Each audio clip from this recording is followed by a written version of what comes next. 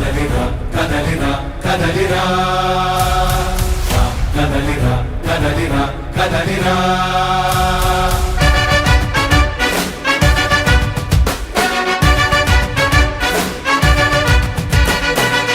కదలిరా కదలిరా పిలుపు కాదు తెలుగుదేశ శంఖారావమురా కదలిరా కదలిరా రాతి యుగాన్ని వదిలి స్వర్ణ యుగం వైపు రారా. ఏఎంపీఎం ఎన్నికల ప్రత్యేక కార్యక్రమానికి స్వాగతం. ఈరోజు మన అతిథి తెలుగుదేశం పార్టీ రాష్ట్ర కార్యదర్శి, నెల్లిమర్ల నియోజకవర్గానికి టీడీపీ ఇన్ఛార్జ్ అయినటువంటి కర్రోతి బంగారాజు గారు. కర్రోతి బంగారాజు గారి గురించి చాలా వరకు విషయాలు ఈరోజు మనం ఆయన అంతరంగం, ఆయన నోటి వెంటే ఈ నిజ నిజాలు, అదేవిధంగా ఆయన మీద వస్తున్నటువంటి కొన్ని ఆరోపణలన్నీ కూడా నివృత్తి చేసే విధంగా ఈరోజు మీ ముందు మన ఇంటర్వ్యూ ఉండబోతుంది. మనతో మాట్లాడడానికి కర్రోతి బంగారాజు గారు సంసిద్ధంగా ఉన్నారు. వెల్కమ్ చేద్దాం సార్. నమస్కారం సార్. నమస్తే. ఎలా సార్, ఎలా అనిపిస్తుంది అసలు సార్? మిమ్మల్ని ఫస్ట్ నుంచి ఒక ప్రశ్న అడగాలనుకుంటున్నాను సార్. మీ ఇంటర్వ్యూలు కానీ లేదా మీ స్పీచ్లు కానీ చాలా వరకు చూశాను. మొన్న యోగంలో కూడా మీరు మాట్లాడిన సందర్భం నేను చూశాను. మీ మాటలు బట్టి, అదేవిధంగా మీ ప్రవర్తన బట్టి మీరు పక్కాగా ఒక పల్లెటూరు నుంచి వచ్చినటువంటి రైతు బిడ్డగా నాకు అర్థమవుతుంది సార్. అసలు ఏంటి సార్ మీ కుటుంబ నేపథ్యం ఏ విధంగా ఉంటుంది సార్? నేను ఒక రైతు కుటుంబంలో పుట్టి పెరిగిన వాడిని. మా నాన్నగారు మొట్టమొదటి రైతు. అలాగే వ్యవసాయం చేసుకుంటూ చిట్టి వలస జూట్ మిల్లులో కార్మికుడిగా కూడా పనిచేశారు. మా కుటుంబాలు అన్నీ కూడా మనుగడ సాగించేవి. కాబట్టి అందులో నుంచి వచ్చిన వాడిని కాబట్టి నాకు కూడా ఈ వ్యవసాయము చేయడం వచ్చు. మరి అలాగే ఈ ఎప్పుడు కూలీలతో మనం ఎక్కువ ఉండడం వలన మాస్గా మాట్లాడడం మనకు అలవాటైంది. తర్వాత దాన్ని చాలామంది నేను పొలిటికల్గా వచ్చిన తర్వాత దాన్ని మార్చమని చెప్తే నేను మాస్గానే మాట్లాడడం అలవర్చుకున్నాను. నేను ఉన్నది కూడా మాస్లోనే ఉంటాను. నా మాటలు మాస్కి అర్థం అవ్వాలి, క్లాస్ నాకు అవసరం లేదని చెప్పి నేను దాన్ని కంటిన్యూ చేస్తూ వస్తున్నాను. 25 సంవత్సరాలు రాజకీయ అనుభవం కలిగినటువంటి కర్రోతి బంగారాజు గారికి ఎక్కడ బ్రేక్ వచ్చింది సార్? ఇప్పటివరకు ఎక్కడైనా సరైన బ్రేక్ పడిందా సార్ మీకు? లేదంటే ఇప్పుడు వచ్చిన అవకాశాన్ని సద్వినియోగం చేసుకోవడానికి ముందుకి ఎటువంటి ఎత్తుగడలు ప్రిపేర్ చేస్తున్నారు సార్? నాకు ఎక్కడ బ్రేక్ పడలేదండి. మా అన్నను దాటి వెళ్ళకూడదు అనే ఉద్దేశంతో వెనక ఉండేవాడిని. ఎప్పుడైతే 2001లో ఎంపీటీసీకి ఎప్పుడు గెలవని ఊర్లో నేను మొట్టమొదటి గెలిచానో, నారాయణ సోనాయుడు గారు 2005లో కోఆపరేటివ్ సొసైటీ ఉందండి పోలిపల్లిలో. అది పిఎస్సిఎస్ కాదండి, FSCS, farmer service cooperative society. మాకు సెంట్రల్ బ్యాంక్తో సంబంధం లేదండి. ఆ బ్యాంకు విశాఖపట్నం స్టేట్ బ్యాంక్తో మాకు లోన్ తెచ్చుకోవడం, రైతులకు ఇవ్వడం, మాది టర్న్ ఓవర్ పెద్దదండి. ఆ బ్యాంకు గవర్నమెంట్ పోయింది 2004లో. తెలుగుదేశం అధికారం పోయింది. రాజశేఖర రెడ్డి గారు ముఖ్యమంత్రిగా ఉన్నారు. బొత్స సత్యనారాయణ గారు మొట్టమొదట మినిస్టర్ అయ్యారు. ఆ తరుణంలో పోలిపల్లి సొసైటీ ఎప్పుడు తెలుగుదేశం గెలిచేదండి. ఈసారి ఎట్టి పరిస్థితుల్లోనూ ఆయన ప్రెస్టేజ్గా తీసుకుని పోలిపల్లి సొసైటీని ఎలాగైనా సరే మనం కైవసం చేసుకోవాలన్నటువంటి ఆలోచనతో బొత్స సత్యబాబు గారు ఉన్న తరుణంలో వీడైతేనే ఈ సొసైటీని కొట్టగలడు. ఎందుకంటే ఎంపీటీసీలు లేరు, సర్పంచ్లు లేరు. ఈ గ్రామాల్లో 25 గ్రామాలకి ఈ కోఆపరేటివ్ సొసైటీ అండి. ఈ సొసైటీ పరిధిలో 25 గ్రామాలు, 17 పంచాయతీలు సొసైటీ పరిధిలో ఉంటాయండి. అది డెంకాడ్ మండలం సగం, భోగాపురం మండలం సగం అండి. ఈ అన్ని గ్రామాలు తిరిగి చెయ్యాలంటే ఈడే సమర్థుడు అని చెప్పి మళ్ళీ నారాయణ నాయుడు గారు నా దగ్గరకు వచ్చి బలవంతం చేసి నన్ను కోఆపరేటివ్ సొసైటీకి నిల్చోబెట్టారండి. నిల్చోబెట్టిన తర్వాత తప్పదనని నిల్చున్న తర్వాత సత్యబాబు గారు ప్రెస్టేజీ తీసుకున్నారు. ఎంత చేసినా ఏం చేసినా 3 రోజులు ఎలక్షన్ ఉందిగా సర్వే చేసుకుంటే అది బంగారాజే గెలిస్తారు తప్ప మనం గెలవని చెప్పి వాళ్ళకి ఇక్కడికి పంపించిన పరిశీలకులు ఆయనకి లెక్క చెప్పేసరికి కన్నా లక్ష్మీనారాయణ గారు కోఆపరేటివ్ సొసైటీ మినిస్టర్ అండి. ఆయన దగ్గరికి వెళ్ళి పోలిపల్లిలో లా అండ్ ఆర్డర్ ప్రాబ్లం ఉంది కాబట్టి అక్కడ ఎలక్షన్ ఆపండి అని చెప్పి ఎలక్షన్ ఆపించారు. 2005 అక్టోబర్ 22వ తారీఖున ఎలక్షన్ జరగాలి. 18వ తారీఖునే జీవో పాస్ చేసి ఎలక్షన్ ఆపించారండి. దాన్ని మనం కోర్టుకు వెళ్ళాం. కోర్టుకు వెళ్ళి వచ్చే లోపల ఈ ఎలక్షన్ 22వ తారీఖునే జిల్లా అంతా, రాష్ట్రం అంతా అయిపోయిందండి. ఆ తర్వాత ఆర్డర్ వచ్చింది. ఒక 10 రోజులు పోయిన తర్వాత నవంబర్ 4వ తారీఖున ఆర్డర్ వచ్చింది. 8వ తారీఖున ఎలక్షన్ జరపమని చెప్పారు. 8వ తారీఖున ఎలక్షన్ జరిపారు. 12 డైరెక్ట్లకి విజయనగరం జిల్లాలో ఉన్నటువంటి ఇప్పుడు ఉన్నటువంటి చిన్న శ్రీను, పిల్ల విజయ్ కుమారు, మన కాంగ్రెస్ లో అధ్యక్షులు చేసి చనిపోయాడు ఎట్లా ఆదిరాజు గారు, మొత్తం జిల్లా నాయకులందరినీ కూడా ఒక్కొక్కరికి ఒక్కొక్క డైరెక్టర్ని అప్పచెప్పారండి సత్యబాబు గారు. వీళ్ళంతమంది వచ్చి ఇక్కడ రాజకీయం చేసినా నేను 8 గెలిచాను, వాళ్ళు 4 గెలిచారండి. ఓకే. అప్పుడు వీడు సమర్థుడు, వీడు పనికొస్తాడని ఆయన మధ్యలోకి వచ్చి నారాయణ నాయుడు గారు ఉమ్. 2009లో ఉమ్. నాకు వయసు అయిపోయిందిరా, ఉమ్. మా ఊరు వచ్చి రాత్రి మీద వచ్చి సింగిల్ గా వచ్చి డ్రైవర్ని తీసుకుని ఉమ్. నాకు వయసు అయిపోయింది, ఉమ్. నేను చంద్రబాబు నాయుడు గారి దగ్గర తీసుకెళ్తాను, ఉమ్. నువ్వు ఎమ్మెల్యేగా పోటీ చేయరంటే ఇది 2009. 2009 అండి. ఉమ్. పోటీ చేయరంటే ఆయన నన్ను ఎప్పుడు కూడా మామయ్య అవుతాడు నాకు ఉమ్. నారాయణ నాయుడు గారు. ఉమ్. ఎప్పుడు భుజం మీద కొట్టి ఏదో జోక్ లేయడం, సరదాగా మాట్లాడడం ఇలా చేస్తుండేవాడు. ఉమ్. నేను జోక్ అనుకుని సరదాగా నవ్వుకుని సరదాగా మాట్లాడుతుంటే నేను జోక్ లేదురా, నేను నిజంగా చెప్తాను, హాస్యం ఆడలేదు, ఉమ్. నువ్వు ఖచ్చితంగా మరి నిలబడాలంటే అదేంటి సార్ మీరు అలా మాట్లాడుతారో, నాకు ఎప్పుడు అలాంటి ఆలోచన లేదు ఉమ్. అని అంటే, లేదురా నీకు లేపని నేను చెప్తాను కదా, నాకు వయసు అయిపోయింది, ఇక్కడతో ఇలా ఆపించుకుందాం అనుకుంటాను, ఉమ్. నువ్వు అంటే నాకెందుకండి ఎమ్మెల్యే అది ఇది అని అంటే, లేదురా నేను ఎందుకు చెప్తానో విను. మీకు టీడీపీ ఇన్ఛార్జిగా బాధ్యతలు అప్పగించిన తర్వాత మీరు ప్రతివాడ ఆశీర్వాదం తీసుకోవడానికి వాళ్ళ ఇంటికి వెళ్తే కనీసం ఆయన లోపలికి కూడా మిమ్మల్ని ఆహ్వానించలేదు, మీకు అక్కడ అవమానం జరిగింది, మళ్ళీ రిటర్న్ మీరు వచ్చారని చెప్పి ప్రజలు అనుకుంటున్నారు. దీని మీద కూడా ఒక మంచి క్లారిటీ ఇవ్వాల్సిన అవసరం నాతో ఉంటుంది. పాటు 300 మంది వచ్చారండి. ఉమ్. నారాయణ నాయుడు గారు చెప్పకుండా నాకు ఇన్ఛార్జి ఇవ్వలేదండి. ఉమ్. మీకు అర్థమైందండి. ఉమ్. ఇవన్నీ బయట మాట్లాడుకున్న మాటలే తప్ప ఉమ్. నారాయణ నాయుడు గారు చంద్రబాబు నాయుడు గారితో మాట్లాడిన తర్వాత, ఉమ్. ఆయన సూచాయిగా ఈయనకి చెప్పిన తర్వాత, ఆయన గ్రీన్ సిగ్నల్ ఇచ్చిన తర్వాతే ఉమ్. నాకు ఇన్ఛార్జి ఇవ్వడం జరిగిందండి. ఉమ్. నారాయణ నాయుడు గారు పర్మిషన్ తీసుకోకుండా ఆయన ఇవ్వలేదు. మొట్టమొదటి నారాయణ నాయుడు నాకు ఈ ఆశ కల్పించిందే నారాయణ నాయుడు. ఉమ్. నాకు ఇచ్చిన మాట 2 సార్లు అనుకోకుండా అధిష్టానం అతన్నే ఉండమండడం వల్ల ఉమ్. ఆయన మళ్ళీ 2 సార్లు పోటీ చేశారు. 14లో చేశారు, 19లో చేశారు. ఉమ్. ఎందుకు? ఆయనే నన్ను మోసం చేయలేదండి. ఉమ్. నా మీద వీడు ఎంతవరకు లాగించగలడు అని ప్రతిసారి ఎలక్షన్ వచ్చినప్పటికీ గెలిచే వ్యక్తికి ఇవ్వాలనే ఒక ఆలోచన ఉంటుంది కదా. ఉమ్. పోయినసారి అయితే 2019లో నాకు ఆయనకి నువ్వా నేను అన్నట్టు టీవీలో వచ్చి అన్నీ వచ్చాయండి. ఉమ్. ఉమ్. అయితే లాస్ట్ పెద్ద ఆయన కదా, అందరు కలిసికట్టు పనిచేస్తారని ఉద్దేశం. మరి ఏ ఉద్దేశంతో లాస్ట్కి మళ్ళీ అధిష్టానం ఆయన్నే ఉండమంది కాబట్టి ఉమ్. ఆయన ఉన్నారు. తర్వాత ఆయనంతటికి ఆయనకు అనిపించిందేమో, ఉమ్. ఆడేదో వ్యాపారం చేసి అంచెలంచెలుగా ఎదుగుతున్న తరుణంలో మనం వెళ్ళి రాజకీయంలో బలవంతం దింపాను, మరి ఆడు సమర్థుడు, మరి ఆడికి మనం మాట ఇచ్చాము, లేని ఆశలు కల్పించాము, ఉమ్. మరి ఆశలు కల్పించాం కాబట్టి నేను ఎప్పుడు ఎవరికైనా మాట ఇస్తే మాట తప్పలేదు, ఉమ్. మరి ఆ మాట మనం నిలబెట్టుకోవాలనే ఆలోచనతో ఆయన నాకు టికెట్ రావడం ఆయన చాలా సంతోషంగా ఉంది. ఇప్పటికీ నాతో హ్యాపీగా ఉన్నారు. అన్న తర్వాత ఆయనకి నేను పాదాలకు నమస్కారం చేసాం, ఉమ్. ఆయన ఆశీర్వదించాడు, ఉమ్. లేచి నిలబడాడు, నా భుజం మీద చేసాడు, భుజం తట్టాడు. ఉమ్. మాకు ఇప్పటికీ మీరు వాళ్ళకి ఇన్ఛార్జ్ అయిన మాకు తర్వాత ఎటువంటి- ఎన్నిసార్లు ప్రతివాడ గారిని కలిసారు సార్? నేను ఇన్ఛార్జ్ అయిన తర్వాత లెక్కలేనన్ని సార్లు కలిశానండి. మీటింగులు కూడా అప్పుడప్పుడు ప్రెస్ మీట్లు, మీటింగులు అవి కూడా వాళ్ళ ఇంటి దగ్గర పెడతాను.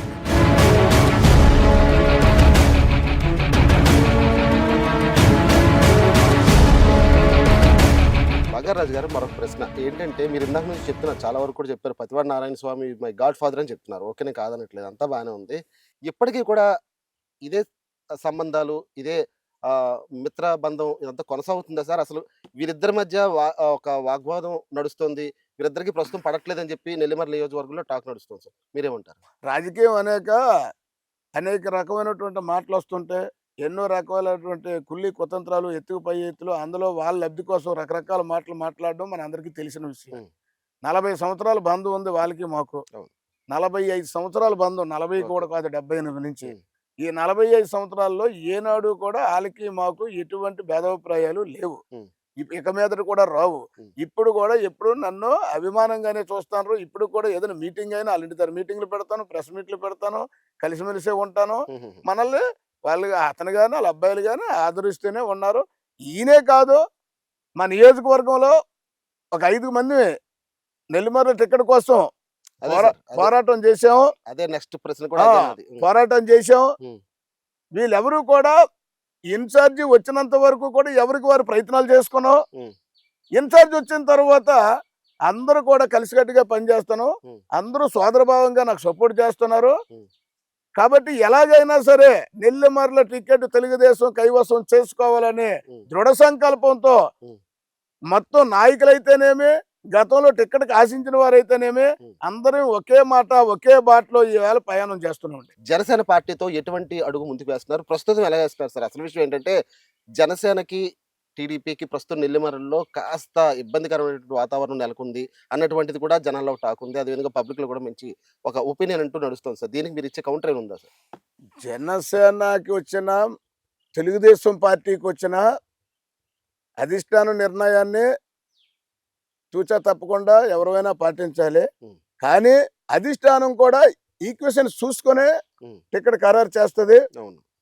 ఇకపోతే మరి జనసేన నాయకురాలైనటువంటి లోకం మాధవి మేడం గారు కానీ ఉమ్. నేను కానీ ఉమ్. ఎప్పుడు కూడా సోదర భావంగానే ఉమ్. వెళ్తున్నాం. ఇప్పటికీ కూడా మేము ఖాళీ దొరికినప్పుడల్లా ఉమ్. ఫోన్లో మాట్లాడుకుంటున్నాం. ఉమ్. ఎవరికి వచ్చినా పని చేసుకుందాం అన్నట్టే మేము మాట్లాడుకుంటున్నాం. ఉమ్. మా ఇద్దరిలో అయితే ఎటువంటి భేదాభిప్రాయాలు లేవు. ఉమ్.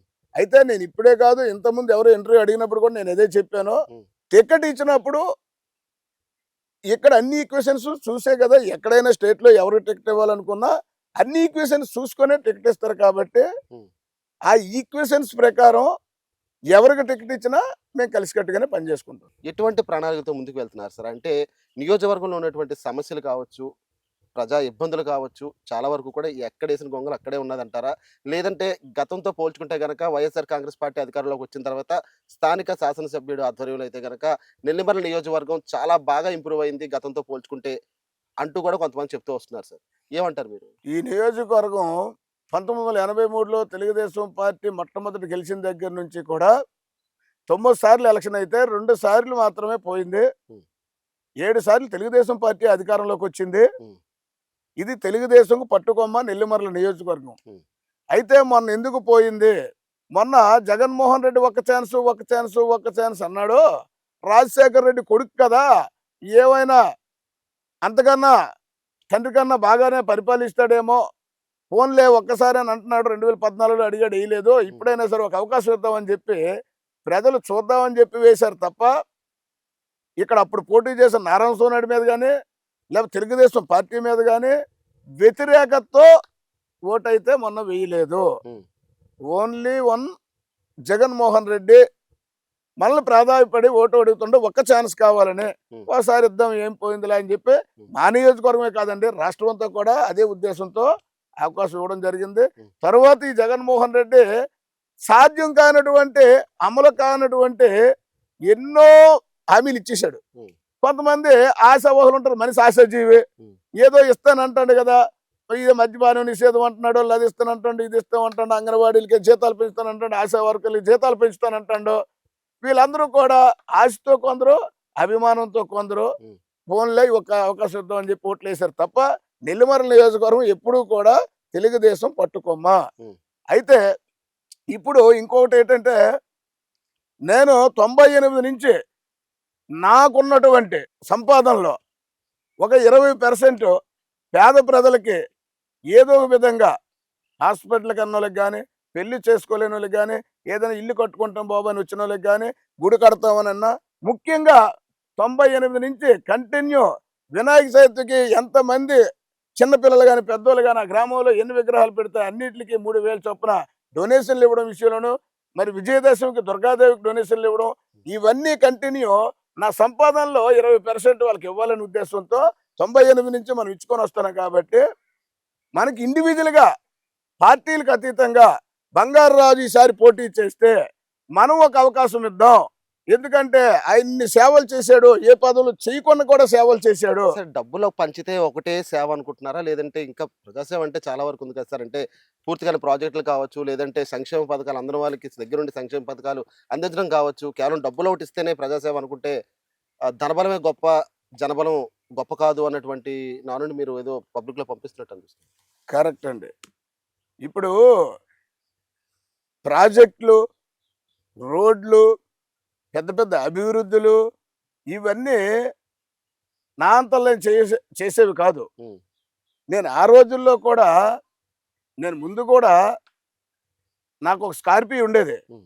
ఆ స్కార్పియోని చదువుకున్న పిల్లలందరూ కూడా 188 వస్తుంది అన్నారు. ఎందుకంటే ఎవరికి కష్టం వచ్చినా, ఎవరికి ఆపరేషన్ అయినా, ఎవరికి యాక్సిడెంట్ అయినా, ఎవరికైనా ఎటువంటి ఇబ్బంది వచ్చినా సరే ఓకే. వాళ్ళు ఎవరి తాలూకు మనుషులైనా మనకు అనవసరం. ఉమ్. నా కారులో వేసుకొని, నా జేబులో నా సొంత డబ్బులు వేసుకొని ఓ. విశాఖపట్నం హాస్పిటల్కి తీసుకుని వెళ్ళి 24 గంటలు చెప్పడం అంటే 24 గంటలు అక్కడే ఉండి డాక్టర్ గారు పర్వాలేదు బంగారాజు గారు మీరు వెళ్ళిపో అన్నంత వరకు కూడా స్నానం పానం లేకుండా అక్కడ కాపలా ఉండి, అదే 48 గంటలు అయితే 48 గంటల వరకు కూడా హాస్పిటల్లోనే ఉండి ఇది ప్రజాసేవ, రైట్.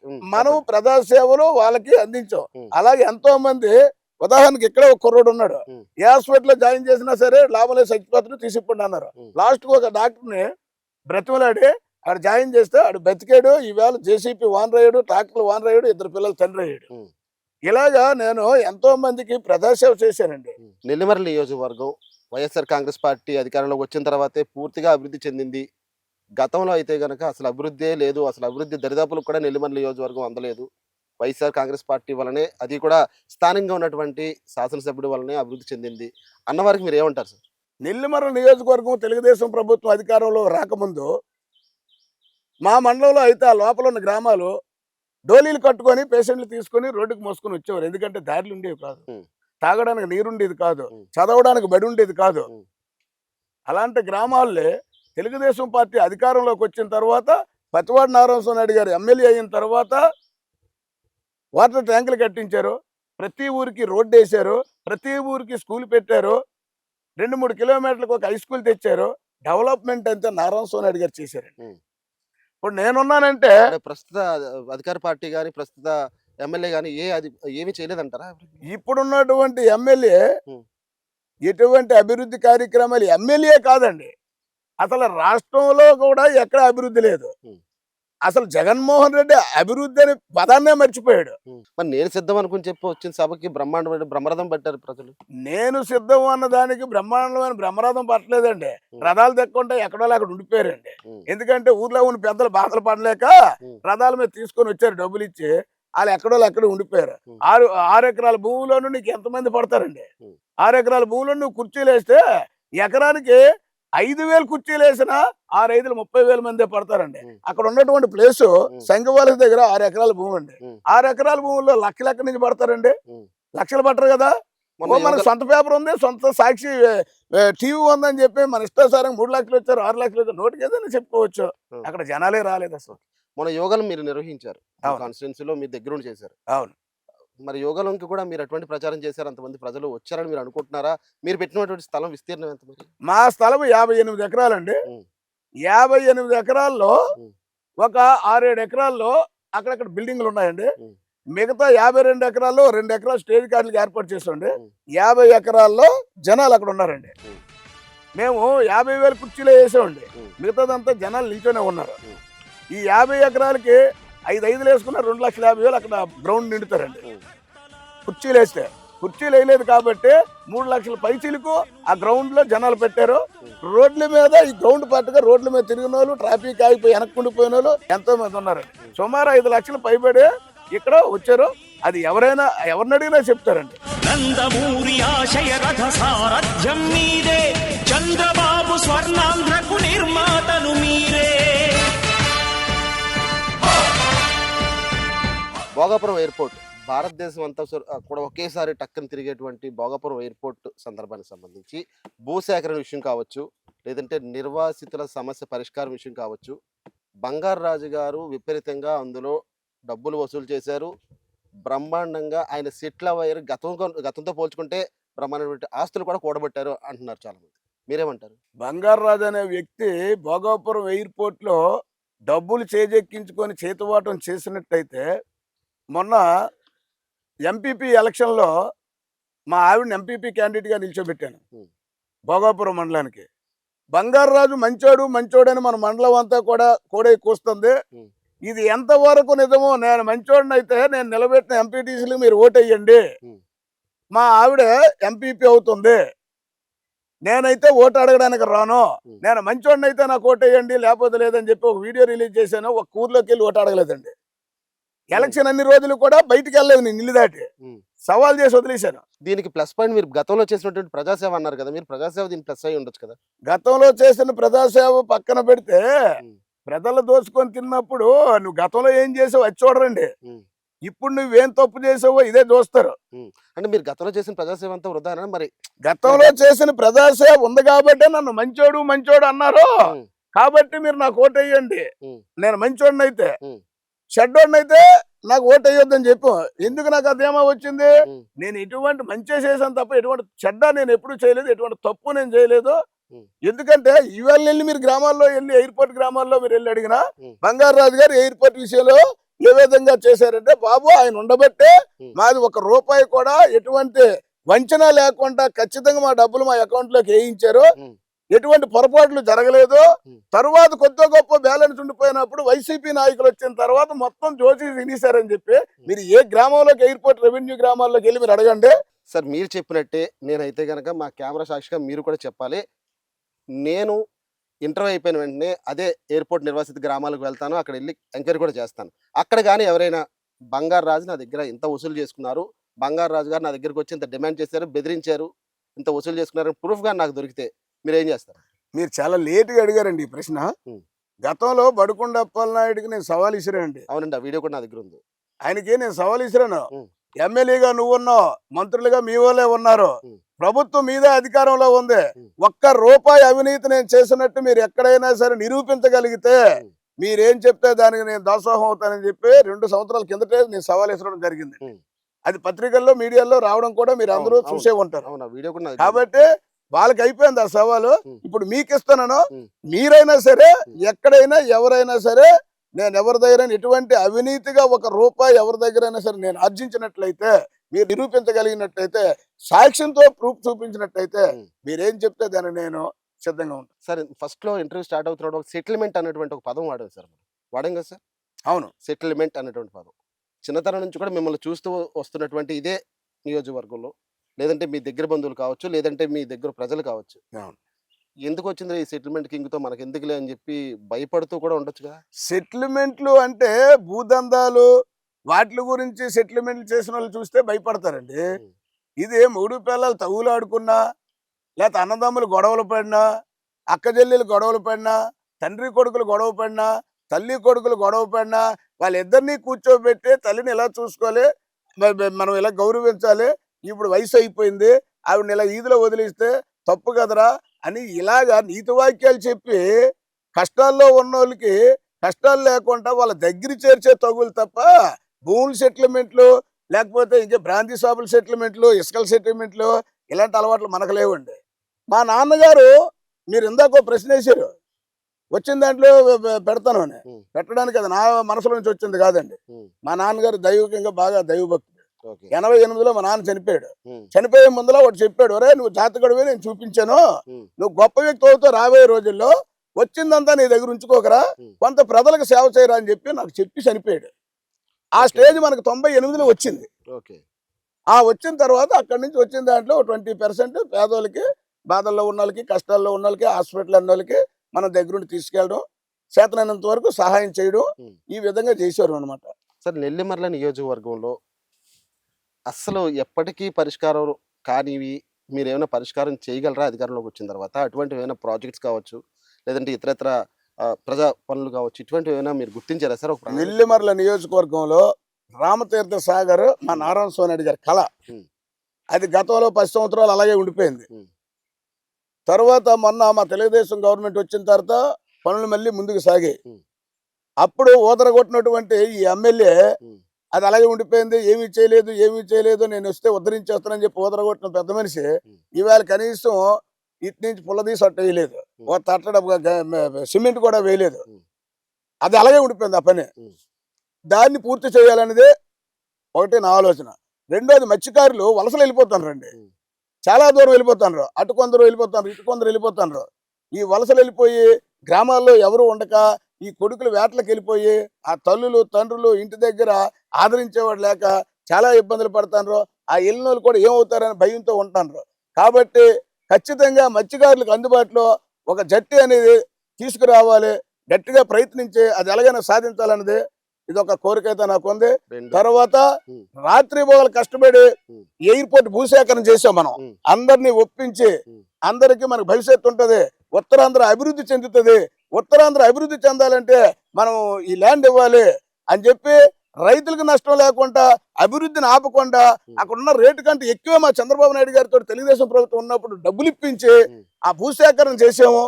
దాన్ని 2019 ఫిబ్రవరి 14వ తారీఖున దాన్ని శంకుస్థాపన చేస్తే ఈ సైకో జగన్మోహన్ రెడ్డి వచ్చి దాన్ని నత్తనడకన సాగించి ఆ ఉన్నకాడికి డీపట్టా భూములు అవి ఇవి మిగిలిపోతే వీళ్ళ పేరుని డబ్బులు వేయించుకొని ఈ వైసీపీ నాయకులందరూ కూడా దోచుకు తిన్నారు తప్ప ఆ పని ముందుకు సాగించలేదు. పైపెచ్చు గూడపలసలో మీటింగ్ పెట్టి 2016లో భూసేకరణ చేస్తున్న తరుణంలో ఈ పెద్ద మనిషి జగన్మోహన్ రెడ్డి వచ్చి మీరెవరు బాధపడకండి, 3 సంవత్సరాల తర్వాత మన ప్రభుత్వమే వస్తుంది, మీరు ఎవరైతే భూములు ఇవాళ తీసుకున్నారో ఎవరి భూములు వాళ్ళకి నేను అప్పచెప్తానని చెప్పిన పెద్ద మనిషి భూసేకరణ అయిపోయింది. ఎటువంటి పనులు కూడా ఇంకా అక్కడ జరగలేదు. వచ్చిన భూములైనా ఇచ్చేయాలి, లేదంటే ఇది అవసరం అవి లేదో ప్రతిపక్షం నుండి ప్రగల్భాలు పలికాను కానీ దీన్ని అభివృద్ధి చేయాలని ఈవేళ వరకు కూడా దాని పనులు స్టార్ట్ చేయలేదు. మొన్న 5వ నెల 3వ తారీఖున వచ్చి ఇది శంషాబాద్ ఎయిర్పోర్ట్ తలదన్నేలాగా ఉంటది, ఉత్తరాంధ్ర అభివృద్ధి చెందిపోతే ఈ చుట్టుపక్కల ఉన్న రాష్ట్రాలు కూడా అభివృద్ధి చెందిపోతాయి అని మళ్ళీ రీశంకుస్థాపన చేశాడు. అంటే మాట్లాడడానికి ఒక సిగ్గు ఉండాలి. ఆ రోజు మాట్లాడింది మనమే, ఈ రోజు మాట్లాడింది మనమే. 2 కిలోమీటర్ల దూరంలోనే ఆ రోజు చెప్పాం విశాఖపట్నంలో ఎయిర్పోర్ట్ ఉంది, అక్కడే ఈగలు తోలుకుంటున్నారు, ఇక్కడ దేనికి ఎయిర్పోర్ట్ అని చెప్పాడు ఈ పెద్ద మనిషి. ఈ రోజు విశాఖపట్నాన్ని కాదు కదా శంషాబాద్ ఎయిర్పోర్ట్ ని తలదన్నేలాగా ఉంటది, ఇది గొప్ప ఎయిర్పోర్ట్ అని చెప్పి ఈ సిగ్గులేని పెద్ద మనిషి చెప్పి వెళ్ళిపోవడం జరిగింది. కాబట్టి అది అక్కడే ఉండిపోయింది. కాబట్టి దానికోసం ఎంతో కష్టపడ్డాను, జరిగిన విషయం అంతా చెప్పేవాడిని. ఇక్కడ రేట్ ఎంత ఉంది, మీకు ఇంత రేట్ ఇప్పిస్తున్నాను, రేపు పొద్దున్న మీరు చదువుకుని పిల్లలు ఉన్నారు, మీ అందరికీ ఉద్యోగాలు వస్తాయని చెప్పి అలా నచ్చచెప్పి భూములన్నీ ఇప్పించి ఎన్నో మాటలు కాసాం, ఎన్నో తిట్లు కాసాం. కాబట్టి ఇది ఒక కళ. ఇంత కష్టపడింది ఈ ఎయిర్పోర్ట్ ని రాబోయే 5 సంవత్సరాల లోపు తెలుగుదేశం ప్రభుత్వం అధికారంలోకి వస్తుంది. దాన్ని కూడా ఖచ్చితంగా త్వరితగతిని పూర్తి చేయించి దాన్ని ప్రారంభించాలని చెప్పి ఈ 3 ప్రధాన అంశాలతో, అంతేకాకుండా మరి గవర్నమెంట్ వచ్చి అక్కడ రోడ్లు వేయలేదు, ఒక కాలువలు కట్టలేదు, అభివృద్ధి అనేది లేకుండా పోయింది. ఇలాంటి అభివృద్ధికి కూడా మనవంతు కృషి చేసి వీళ్ళందరికీ కూడా నెల్లిమర్ల ప్రజలందరికీ కూడా శక్తివంతం లేకుండా సేవ చేయాలనే దృక్పథంతో ఈ రోజు నేను పోటీ చేయడానికి సిద్ధంగా ఉన్నాను. యోగలం పాదయాత్ర ముగింపు భారీ బహిరంగ సభ మీ నియోజకవర్గంలో నిర్వహించారు. అసలు యోగలం పాదయాత్రకు సంబంధించి మీరేమనుకున్నారు సార్? అదేవిధంగా మీ అధినేత చంద్రబాబు నాయుడు గురించి ఏమనుకున్నారు?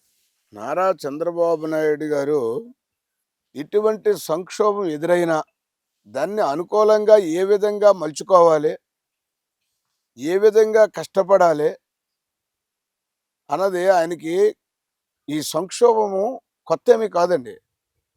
కానీ చాలామంది ఆంధ్రప్రదేశ్ విడిపోయిన తర్వాత వనరులన్నీ రాబడులన్నీ తెలంగాణకు విడిచిపెట్టి ఏమీ లేనటువంటి ఆంధ్రప్రదేశ్ని విడగొట్టారు. ఈ ఆంధ్రప్రదేశ్ మనుగడ సాగించడం కష్టమైన తరుణంలో చంద్రబాబు నాయుడు గారు ముఖ్యమంత్రి అయ్యి తెలంగాణకు ధీటుగా రాష్ట్రాన్ని 5 సంవత్సరాలు నడిపించగలిగారంటే ఆయన విజన్, ఆయనకున్నటువంటి పట్టుదల, ఆయనకున్నటువంటి తెలివితేటలతో, ఆయనకున్నటువంటి మేధాశక్తితో రాష్ట్రాన్ని ఆంధ్రప్రదేశ్ ప్రజలకు ఎటువంటి ఇబ్బంది లేకుండా అభివృద్ధి సంక్షేమము రెండు కళ్ళులాగా ఎటువంటి లోటు తెలియకుండా నడిపించాడు. మరి అలా ఆ విధంగా నడిపిస్తే అబద్ధాల మాటలు చెప్పి మాయ మాటలు చెప్పి పాదయాత్రలో ఎన్నో అమలు కానటువంటి ఆశలు కల్పించి ఈ జగన్మోహన్ రెడ్డి అభివృద్ధి చెందుతున్నటువంటి రాష్ట్రాన్ని అభివృద్ధి చెందనీయకుండా ఈరోజు జగన్మోహన్ రెడ్డి గద్దెనెక్కిన తర్వాత ఆంధ్ర రాష్ట్రం మళ్ళీ 30 సంవత్సరాలు వెనక్కి వెళ్ళిపోయింది. ఇది అలా పెడితే ఈ 151 ఎమ్మెల్యే ఎప్పుడైతే గెలిచారో ఇక మరి తెలుగుదేశం పార్టీ మరి పుంజుకోవడం కష్టం. ఈ పార్టీలో ఉన్నా సరే ఇబ్బంది పడాలి తప్ప ఇది ఎప్పటికీ కూడా మళ్ళీ తిరిగి కోలుకోలేదని చెప్పి ఎంతో మంది భయపడిన తరుణంలో ఒకటే పట్టుదల, ఒకటే మొండితనం, ఒకటే ఆలోచన, రైంబవళ్ళు కష్టపడి ఓడిపోయిన మరుసటి రోజు నుండే చంద్రబాబు నాయుడు గారు కానీ లోకేష్ బాబు గారు కానీ పార్టీని మళ్ళీ పూర్వవైభవం తీసుకురావడానికి రాత్రి పగలు తండ్రి ఒక పక్క కొడుకు ఒక పక్క ప్రయాణించి ప్రజల్లోకి వెళ్ళి ఎన్నో అవమానాలు ఎదుర్కొన్నారు. ఎవరి కోసం? ఆంధ్రప్రదేశ్ ప్రజల కోసం, ఆంధ్రప్రదేశ్ అభివృద్ధి కోసం. ఈ వేళకి మళ్ళీ తెలుగుదేశం పార్టీ అధికారంలోకి రావాలి, చంద్రబాబు నాయుడు గారు మళ్ళీ ముఖ్యమంత్రి కావాలి అని ఆంధ్రప్రదేశ్ ప్రజలందరూ కూడా కోరికనే విధంగా కష్టపడ్డారు. మరి అంతేకాకుండా లోకేష్ బాబు గారు కూడా మనం ఇంట్లో నుంచి పైకి రాలేని పరిస్థితుల్లోనూ కూడా పాదయాత్ర ఎక్కడ ఆపలేదు. చలిలోను కూడా పాదయాత్ర ఆపలేదు, వర్షాల్లోనూ పాదయాత్ర ఆపలేదు. మాట్లాడదామంటే మైక్ లాగేసుకునేవారు, స్టూల్ ఎక్కితే స్టూల్ లాగేసేవారు, రథం ఎక్కితే రథం తీసుకెళ్లిపోయారు. ఈ విధమైనటువంటి పోలీసులు సొంత కార్యకర్తల్లా వాడుకొని జగన్మోహన్ రెడ్డి పాదయాత్రను ఎక్కడికి కూడా ముందుకు సాగనీయకుండా ఎన్నో అడ్లు ఆటంకాలు, కాళ్లకు సైన్లు వేస్తే ఏనుగు ఎలా లాక్కెళ్తుందో ఆ విధంగా ఎన్ని అడ్డంకులు వచ్చినా సరే అడ్డంకులన్నీ తొలగించుకొని లోకేష్ బాబు గారు 3128 కిలోమీటర్ల పాదయాత్ర చేసి ప్రజలను చైతన్యపరిచారు, కష్టపడ్డారు. కాబట్టి ఈవేళ లోకేష్ బాబు గారు కానీ చంద్రబాబు నాయుడు గారు కానీ లేకపోతే తెలుగుదేశం పార్టీ బంగాళాఖాతంలో కలిసిపోయి ఉండేది. ఈవేళ పార్టీ బలోపేతానికి బాలకృష్ణ కూడా గట్టిగా కృషి చేయడం జరిగింది. కాబట్టి వాళ్ళందరికీ ధన్యవాదాలు. వాళ్ళు చేసిన మేలు మర్చిపోం. మాలాట వాళ్ళందరికీ ఈవేళ దారి కలిగి మళ్ళీ గెలిచే స్టేజ్కి మా అందరూ ఉన్నాము.